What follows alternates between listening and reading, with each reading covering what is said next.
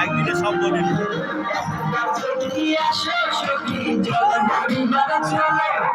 মনের কথা বলবো তোমায় বসে মনের কথা বলবো তোমায় বসে সকল চোখের পানে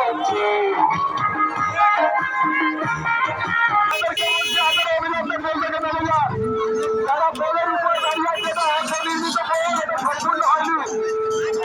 আমাদের চণ্ডীমূল গ্রাম পঞ্চায়েতের যে সমস্ত